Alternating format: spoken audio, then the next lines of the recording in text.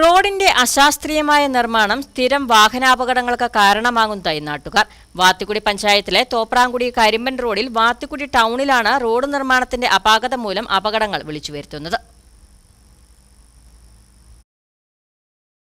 വാത്തിക്കുടി പഞ്ചായത്തിലെ വാത്തിക്കുടി ടൗണിൽ ചെങ്കുത്തായി ഇറക്കത്തിലും കൊടും വളവിലുമാണ് അപകടങ്ങൾ പതിയിരിക്കുന്നത്.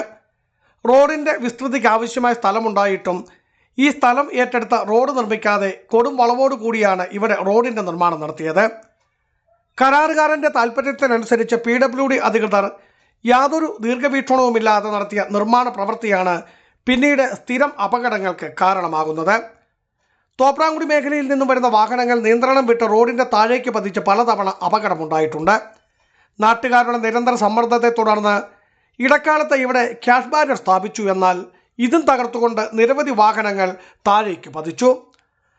അതിപ്പോൾ ഈ കയറിയുള്ള ഈ സൈഡിലുള്ള ഇവിടെയുള്ള ആളുകൾ കടയും മറ്റു കാര്യങ്ങളൊക്കെ വെച്ച് പ്രവർത്തിക്കുന്നു. അവരെ ഉപദ്രവിക്കാൻ എന്നുള്ള രീതിയല്ല നമ്മൾ ആവശ്യപ്പെടുന്നത്.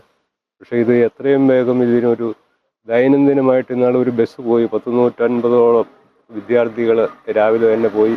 ഭാഗ്യവശാൽ അത് രക്ഷപ്പെട്ടു പോവുകയാണ് ഇത്. റോഡിന്റെ നിർമ്മാണ കാലത്ത് നാട്ടുകാർ അപകട സാധ്യത ചൂണ്ടിക്കാട്ടിയതാണ്. ഇതൊന്നും മുഖവിലക്കെടുക്കാതെയുള്ള നിർമ്മാണമാണ് അപകടകരമാകുന്നത്. അടിയന്തരമായി റോഡിന്റെ ഘടനയിൽ മാറ്റം വരുത്തണമെന്നും അപകടങ്ങൾ ഒഴിവാക്കുവാൻ അധികൃതർ നടപടി സ്വീകരിക്കണമെന്നുമാണ് നാട്ടുകാരുടെ ആവശ്യം. ബിജു വൈശൻ പറമ്പിൽ, ഇടുക്കി വിഷൻ ന്യൂസ്, ഇടുക്കി.